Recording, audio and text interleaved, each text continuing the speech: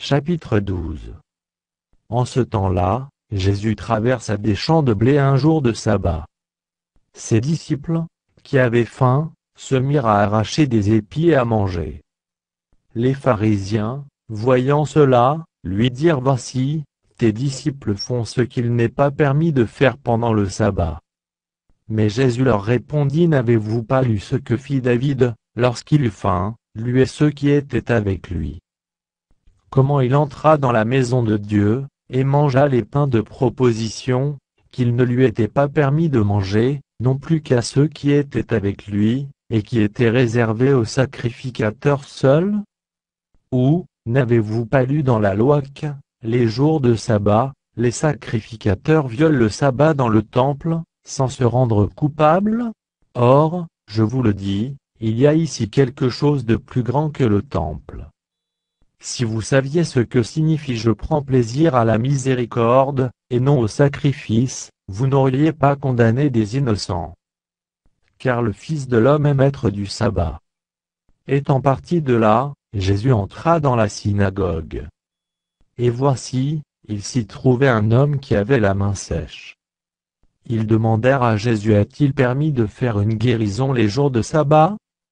C'était afin de pouvoir l'accuser. Il leur répondit: lequel d'entre vous, s'il n'a qu'une brebis et qu'elle tombe dans une fosse le jour du sabbat, ne la saisira pour l'en retirer?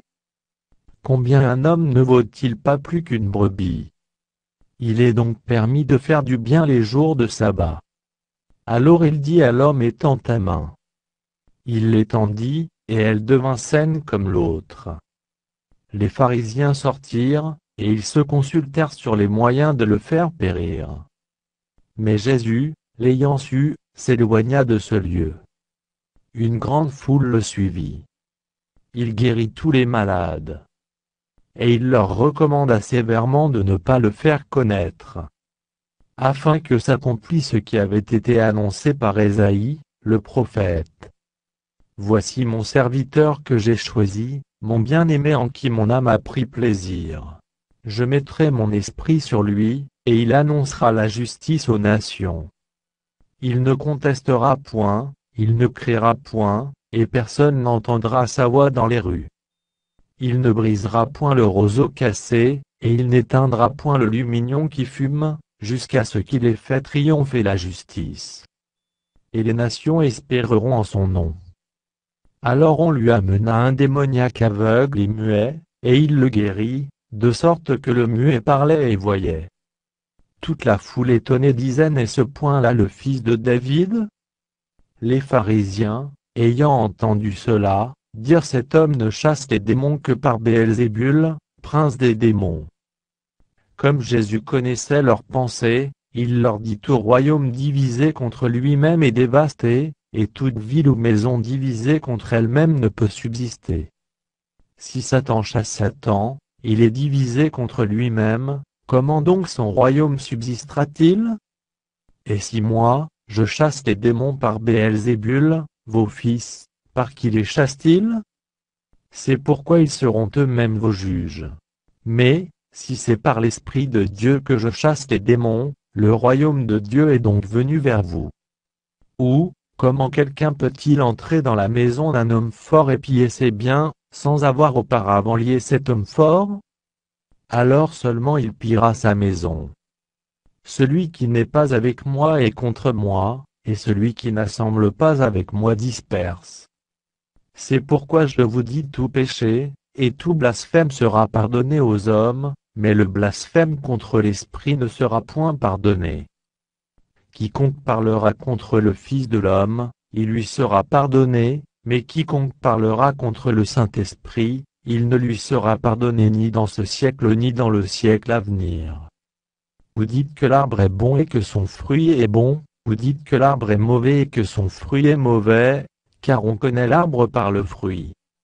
Race de vipères, comment pourriez-vous dire de bonnes choses, méchants comme violettes? Car c'est de l'abondance du cœur que la bouche parle. L'homme bon tire de bonnes choses de son bon trésor, et l'homme méchant tire de mauvaises choses de son mauvais trésor.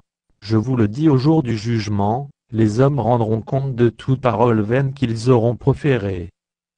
Car par tes paroles tu seras justifié, et par tes paroles tu seras condamné. Alors quelques-uns des scribes et des pharisiens prirent la parole, et dirent: Maître, nous voudrions te voir faire un miracle. Il leur répondit: Une génération méchante et adultère demande un miracle, il ne lui sera donné d'autre miracle que celui du prophète Jonas. Car, de même que Jonas fut 3 jours et 3 nuits dans le ventre d'un grand poisson, de même le Fils de l'homme sera 3 jours et 3 nuits dans le sein de la terre.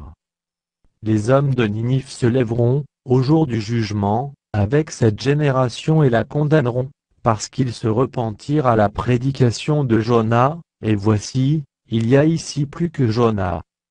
La reine du Midi se lèvera, au jour du jugement, avec cette génération et la condamnera, parce qu'elle vint des extrémités de la terre pour entendre la sagesse de Salomon, et voici, il y a ici plus que Salomon. Lorsque l'esprit impur est sorti d'un homme, il va par des lieux arides, cherchant du repos, et il n'en trouve point. Alors il dit: Je retournerai dans ma maison d'où je suis sorti, et, quand il arrive, il la trouve vide, balayée et ornée. Il s'en va, et il prend avec lui 7 autres esprits plus méchants que lui, ils entrent dans la maison, s'y établissent, et la dernière condition de cet homme est pire que la première. Il en sera de même pour cette génération méchante. Comme Jésus s'adressait encore à la foule, voici, sa mère et ses frères, qui étaient dehors, cherchèrent à lui parler. Quelqu'un lui dit: Voici, ta mère et tes frères sont dehors, et ils cherchent à te parler. Mais Jésus répondit à celui qui le lui disait: Qui est ma mère, et qui sont mes frères? Puis, étendant la main sur ses disciples, il dit: Voici ma mère et mes frères. Car, quiconque fait la volonté de mon Père qui est dans les cieux, celui-là est mon frère, et ma sœur, et ma mère.